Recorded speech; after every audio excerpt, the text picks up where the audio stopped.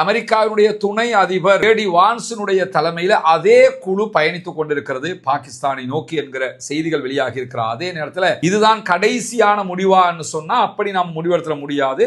கடந்த பேச்சுவார்த்தையின் போதும் இப்படியான ஒரு இழுபறி நிலை இருந்தது. ஆனால் இறுதி நேரத்தில் ஈரானுடைய பேச்சுவார்த்தையாளர்கள் குழு பாகிஸ்தான் தலைநகர் இஸ்லாமாபாத்தில் வந்து இறங்கிட்டாங்க. நீங்கள் எங்கள் கப்பலை கடத்தி இருக்கிறீங்க, கடத்தி இருக்கும்போது நாங்கள் எப்படி அனுப்புறது அப்படின்னு சொல்லியிருந்தாங்க. அதே இடத்துல ஓமான் வளைகுடாவில் நின்று கொண்டிருந்த அமெரிக்காவுடைய இராணுவ கப்பல்கள் மீது இன்றைக்கு ஈரான் தாறுமாறான ட்ரோன் தாக்குதல்களை நடத்தி இருக்கிறது. லண்டன் பிபிசி உள்ளிட்ட பல ஊடகங்களும் இதை சுட்டிக்காட்டி இருக்கக்கூடிய நேரத்தில்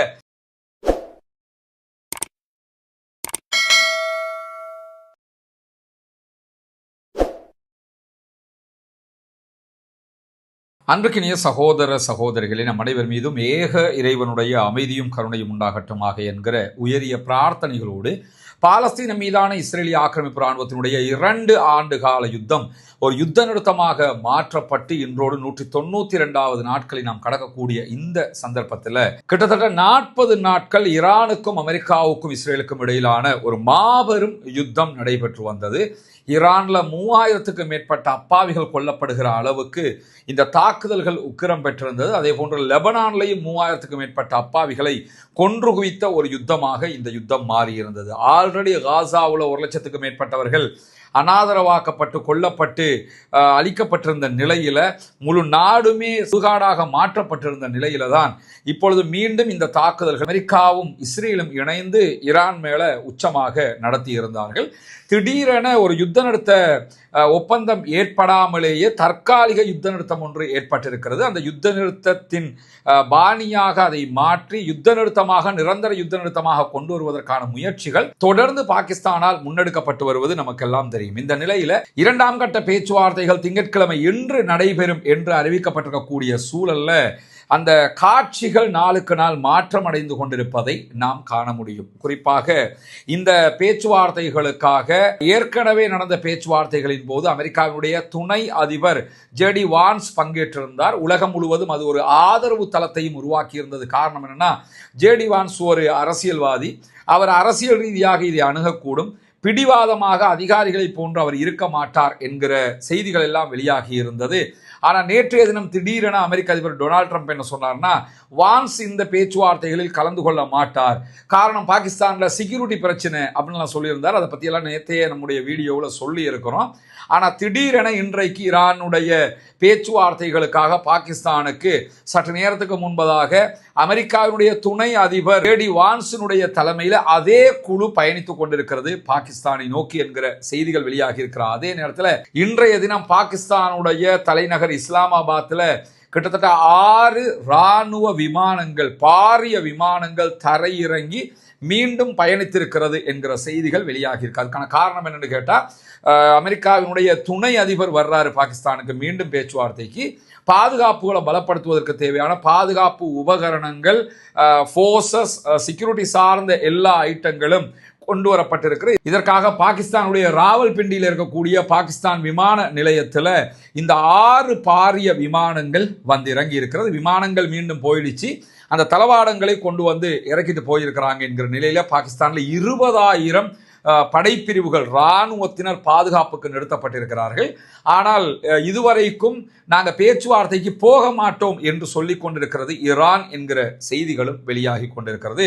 இதுதான் கடைசியான முடிவான்னு சொன்னா அப்படி நாம் முடிவெடுத்த முடியாது. கடந்த பேச்சுவார்த்தையின் போதும் இப்படியான ஒரு இழுபறி நிலை இருந்தது.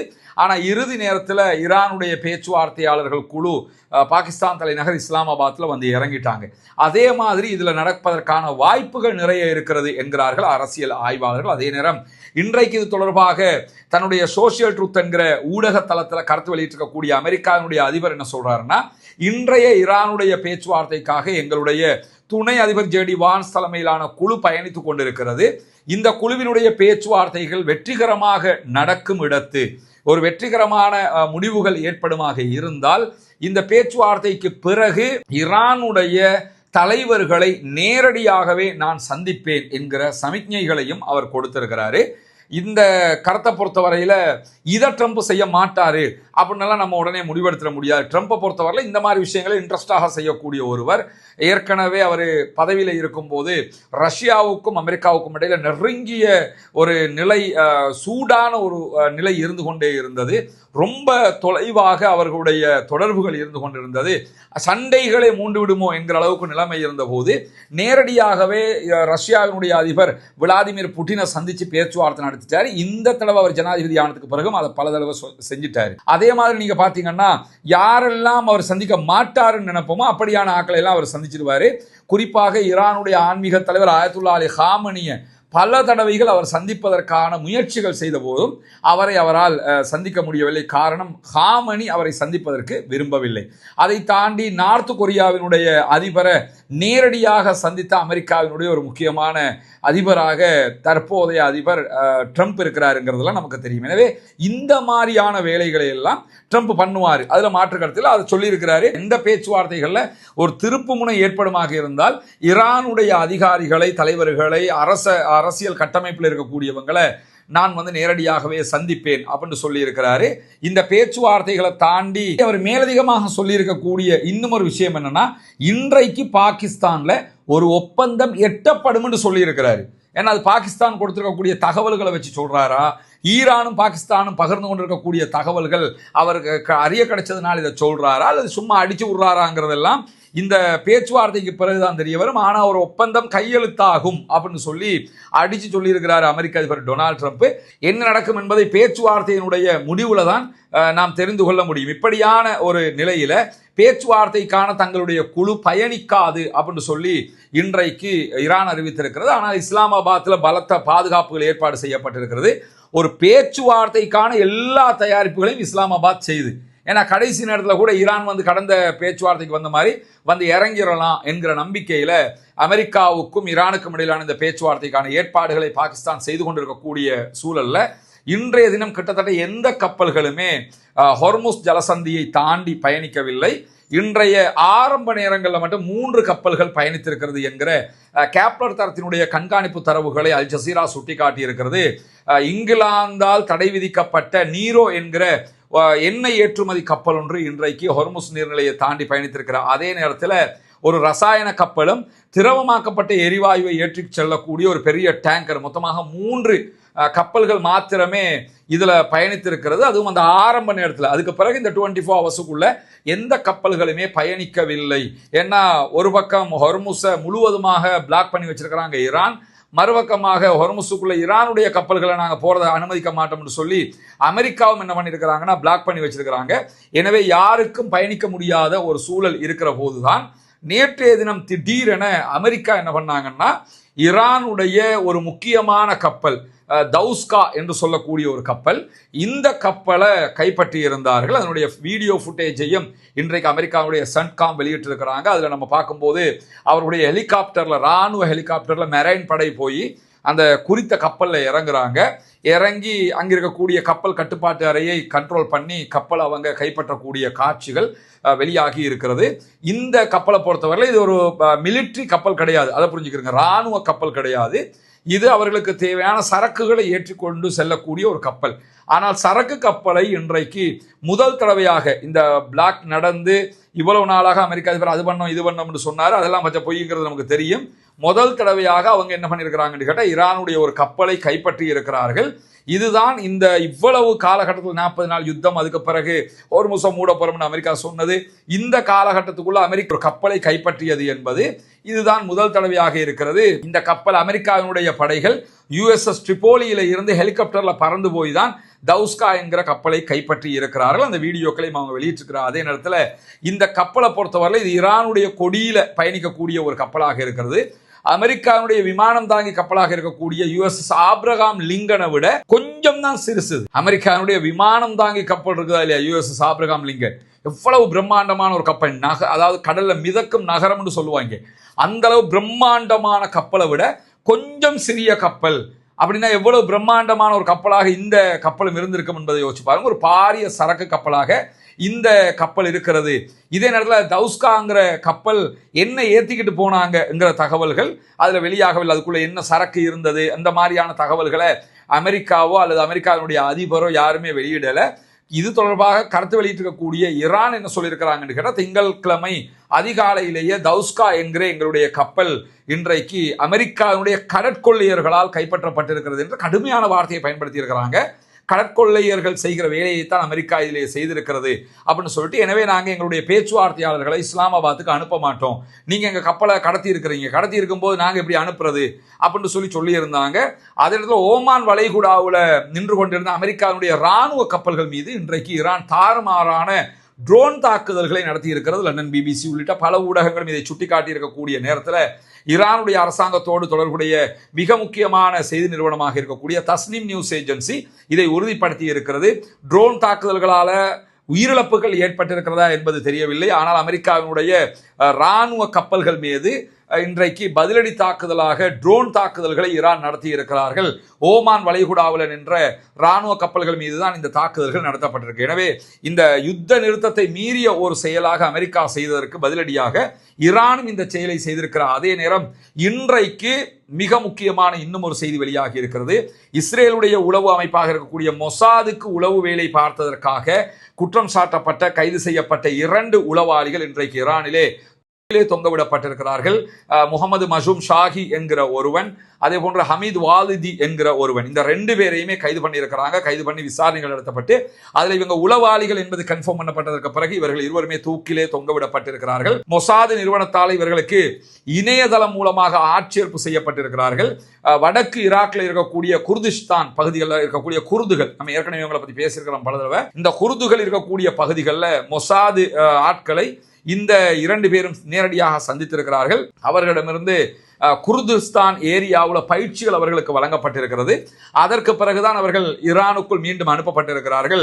ஈரானுக்குள்ள ஆட்சி கவிழ்ப்புக்கான வேலைகளை பார்ப்பது, மக்களை போராட்டத்துக்கு தூண்டுவது, அதற்கான ஆட்களை சேர்ப்பது, அவர்களிடத்தில் ஆயுதங்களை கொடுப்பது, இந்த மாதிரியான வேலைகளுக்காக இவர்கள் பயன்படுத்தப்பட்டிருக்கிறார்கள். வெடிகுண்டுகளை உருவாக்குவது, அதை ஆப்ரேட் பண்றது எப்படி, இந்த பயிற்சிகள் எல்லாம் கூட இவர்களுக்கு கற்பிக்கப்பட்டிருக்கிறது. எனவே முழுவதுமாக இவர்கள் இஸ்ரேலுடைய அடிமைகளாக இருந்திருக்கிறார்கள், செயல்பட்டிருக்கிறார்கள். இவர்களுக்கான ஊதியம், சம்பளம் எல்லாம் கிரிப்டோ கரன்சி வழியாக, இணையதள வழியாகத்தான் வழங்கப்பட்டிருக்கிறது. இதையெல்லாம் கண்டுபிடிச்சு தட்டி தூக்கி தான் 2 பேரையுமே தூக்கில தொங்க விட்டுருக்கிறாங்க.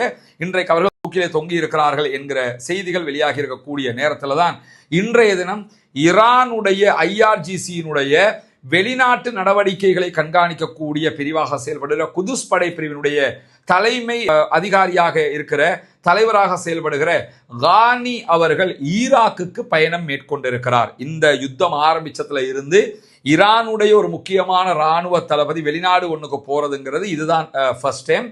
அதுவும் பப்ளிக்ல அறிவிச்சுட்டு அவங்க போகல, அங்கதான் அவங்க இருக்கிறாங்க என்கிற தகவல்கள் இன்றைக்கு வெளியாக இருக்கிறது. அல் அரபியா உள்ளிட்ட பல செய்தி நிறுவனங்களும் இந்த செய்தியை உறுதிப்படுத்தி இருக்கிறது. கானி அவர்கள் ஈராக்குக்கு போயிருக்கிறார். அங்கிருக்கக்கூடிய அரசியல் தலைவர்களை அவர் சந்திக்கிறார். அரசாங்கம் தொடர்பான பல பேச்சுவார்த்தைகள் அவர் ஈடுபடுகிறார். காரணம் என்னன்னு கேட்டால், ஈராக்ல எலெக்ஷன் வச்சுட்டாங்க.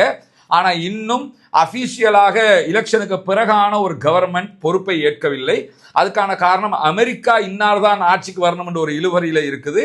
அதே நேரத்தில் ஈரான் சார்பாக இருக்கக்கூடியவர்களும் பலமாக வெற்றி பெற்றிருக்கிறார்கள். எனவே ஈரானுக்கு ஆதரவாக ஈராக்கினுடைய அந்த ஆட்சி அமைந்துவிடக் கூடாது என்பதில் அமெரிக்கா உறுதியாக இருக்கிறதுனால, புதிய அரசாங்கம் இன்னும் அமைக்க முடியாத ஒரு சூழல் இருக்கிறதுனால இந்த பயணத்தில் அவர் அரசியல் மட்ட தலைவர்களை சந்தித்து பேசுகிறார். அதே நேரம் ஈரானுக்கு ஆதரவாக இருக்கக்கூடிய ஆயுத குழுக்களுடைய தலைவர்களையும் சந்தித்து பேச்சுவார்த்தையை நடத்துகிறார் என்கிற செய்திகள் வெளியாகி இருக்கிறது. எப்படி இஸ்ரேல் மொசாதை வச்சிருக்கிறாங்களோ வெளிநாடுகளை கண்காணிப்பதற்காக, அதே மாதிரி ஈரானும் குதுஸ் என்கிற படைப்பிரிவை வச்சிருக்கிறாங்க. அந்த படைப்பிரிவு தான், அந்த படைப்பிரிவினுடைய தலைவராகத்தான் கானி அவர்கள் செயல்பட்டு வருகிறார்கள் என்கிற செய்தியை மேலதிகமாக நம்ம புரிந்து கொள்கிற அதே நேரத்தில், ஈரானோடு தொடர்பு வைத்திருந்த ஒரு குழுவை மொத்தமாக நாங்கள் அரெஸ்ட் பண்ணி கலைச்சிட்டோம் அப்படின்னு சொல்லி புகைப்படங்களோட UAE ஒரு தகவலை வெளியிட்டிருக்கு. UAE வெளியிட்டிருக்கக்கூடிய அறிவிப்பில் கிட்டத்தட்ட ஒரு 15-20 பேருடைய போட்டோக்களை வெளியிட்டிருக்கிறாங்க. இவங்க அத்தனை பேருமே UAE-க்குள்ள உட்கார்ந்துக்கிட்டு ஈரானுக்காக வேலை பார்த்தவங்க, அத்தனை பேரையும் எங்களுடைய ஆட்கள் கைது பண்ணிட்டாங்கன்னு சொல்லி ஒரு அறிவிப்பை விடுத்திருக்கிறாங்க. அந்த செய்திகளும் இன்றைக்கு பதிவாகி இருக்கிற அதே நேரத்தில் ஸ்பெயினுடைய அதிபர் ஒரு முக்கியமான செய்தியை வெளியிட்டிருக்கிறார். எதிர்வருகிற 48 மணி நேரங்களுக்குள்ளாக ஐரோப்பிய யூனியன் இஸ்ரேலுடனான அனைத்து உறவுகளையும் துண்டிக்க வேண்டும் என்று சொல்லியிருக்கிறார். செவ்வாய்க்கிழமை இரவோடு இந்த அவருடைய காலக்கெடு முடிவுக்கு வருகிறது. அவர் இஸ்ரேலை பற்றி சொல்லும்போது மிக தெளிவாகவே சொல்றாரு, எங்களை பொறுத்தவரையில் இஸ்ரேலோட எங்களுக்கு எந்த சண்டையும் கிடையாது, ஆனால் இஸ்ரேல் மீண்டும் மீண்டும் பல அநியாயங்களை செய்து கொண்டிருக்க இதை பொறுத்து கொள்ள முடியாது. பாலஸ்தீனத்தை அங்கீகரித்த ஐரோப்பிய நாடுகளில் மிக முக்கியமான ஒரு நாடு. அந்த நாட்டினுடைய பிரதமர் தொடர்ந்து இஸ்ரேலுக்கு எதிராகவே நிற்கிறார், அநியாயத்துக்கு எதிராகவே நிற்கிறார். அவர் வெளியிட்டிருக்கக்கூடிய அறிவிப்பில் தான் எதிர்வருகிற 48 மணி நேரங்களுக்குள்ளாக இஸ்ரேலுடனான அனைத்து தொடர்புகளையும் துண்டிக்க வேண்டும் என்று அவர் செய்தி சொல்லியிருக்கிறார். அதே நேரத்தில் யுஏயினுடைய பிரபல கல்வியாளராக அறியப்படக்கூடிய அப்துல் ஹாலிக் அப்துல்லா என்கிற ஒருவர் ஒரு முக்கியமான அறிவிப்பை இன்றைக்கு வெளியிட்டிருக்கிறார். அந்த செய்திகள் யுஏயினுடைய செய்தி ஊடகங்களில் மட்டுமில்ல, அல் ஜசீராவிலேயே ஒரு பிரதான இடத்தை பிடிக்கக்கூடிய ஒரு செய்தியாக மாறி இருக்கிறது. அதில் அவர் என்ன சொல்றாருன்னா, அமெரிக்காவினுடைய இராணுவ தளங்கள் யுஏயில் இருக்குது, கத்தர்ல, துபாயில, சவுதியில கிட்டத்தட்ட வெளிநாடு உறவு மன்றம் என்றொன்று இருக்கிறது. கவுன்சில் ஆஃப் ஃபாரின் ரிலேஷன்ஸ் என்கிற அமைப்பினுடைய கூற்று பிரகாரம் மத்திய கிழக்கு முழுவதுமே அமெரிக்காவுக்கு குறைந்தது 19 இராணுவ தளங்கள் இருக்கிறது. எங்கேயோ இருக்கிற அமெரிக்கா மிடில் ஈஸ்டுக்குள்ள 19 இராணுவ தளங்களை வச்சுக்கிட்டு அரபு நாட்டுக்காரன் தலையில மிளகா அரைச்சிக்கிட்டு இருக்கிறான் அர்த்தம். இந்த இராணுவ தளங்கள் தொடர்பாக பேசும்போது இந்த அப்துல் ஹாலிக் அப்துல்லா என்கிற கல்வியலாளர் யுஏயை சேர்ந்தவர் அவர் என்ன சொல்றாருன்னு கேட்டா, அமெரிக்காவினுடைய தளங்கள் யுஏக்கு ஒரு பெரும் சுமையாக மாறி இருக்கிறது, அது ஒன்றும் நம்மளோட சொத்து கிடையாது, எனவே அந்த தளங்களை கலைச்சி விடுறதுக்கான ஒரு நேரம் இது. இந்த நேரம் பார்த்து என்ன பண்ணணும்னு கேட்டா, இந்த யுஏயில் இருக்கக்கூடிய அமெரிக்க தளங்களை எல்லாம் நம்ம மொத்தமாக இல்லாமல் ஆக்கிடணும். அதுக்கான காரணம் என்ன, ஈரானோட சண்டை பிடிக்கல, நம்மளே ஈரானோட சண்டை பிடிச்சிட்டோம், அவங்க அனுப்பின ஏவுகணைகளை தடுத்துட்டோம், அவங்களுடைய எல்லாத்தையுமே நம்ம பண்ணிட்டோம். அப்படி இருக்கிற போது அமெரிக்காக்காரன் நமக்கு எதுக்கு, அவங்கள்ட்ட இருந்து மேம்பட்ட ஆயுதங்கள் கிடைக்குதா, காசு கொடுத்து வாங்கிக்கிறீங்க, அதை நம்ம பார்த்துக்கிறணுமே தவிர இவங்களுடைய பேஸை நம்ம வச்சுக்கிட்டு எதுக்கு இருக்கணும். எனவே இதையெல்லாம் கலைச்சு விட்டுறணும் என்று சொல்லி இன்றைக்கு யுஏயினுடைய பிரபல கல்வியலாளர் பேசியிருக்கக்கூடிய செய்திகளும் பதிவு செய்யப்பட்டிருக்கிறது. பொறுத்திருந்து பார்ப்போம் என்னவெல்லாம் நடக்கிறது என்பதை. இன்றைய தினம் பேச்சுவார்த்தைகள் சுமூகமாக நடக்க வேண்டும், ஈரான் வருமா வராதா என்கிற கேள்விகள் எல்லாம் தொடரக்கூடிய நேரத்தில் தான் இந்த செய்திகள் எல்லாம் வெளியாகி கொண்டிருக்கிறது. ஆக்கிரமிப்புகள் ஓய வேண்டும், ஆக்கிரமிப்பாளர்கள் ஓய வேண்டும், மத்திய கிழக்கு முழுவதுமான ஆக்கிரமிப்பு யுத்தங்கள் நிறுத்தப்பட வேண்டும், அதே நேரம் ஆக்கிரமிப்பாளர்களுக்கு எதிராக ஜனநாயக ரீதியாக தொடர்ந்தும் நாம் குரல் எழுப்ப வேண்டும் என்கிற கோரிக்கைகளோடு இந்த பாகிஸ்தானில் நடைபெறக்கூடிய பேச்சுவார்த்தைகள் தொடர்பான மேலதிக செய்திகள் வெளிவருகிற போது உடனுக்குடன் அதை உங்களுக்கு கொண்டு வந்து தருவதற்கு தயாராக இருக்கிறோம். தொடர்ந்து இணைந்திருங்கள். ரஸ்மின் மேசி நியூஸ் மற்றும் ரஸ்மின் டாக்ஸ் ஆகிய 2 சேனல்களோடு. அல்லாஹ் தஆலா நம்முடைய அனைத்து பணிகளையும் புரிந்து கொள்வானாக. வாகிறது அல்ஹம்துலில்லாஹி ரப்பில் ஆலமீன்.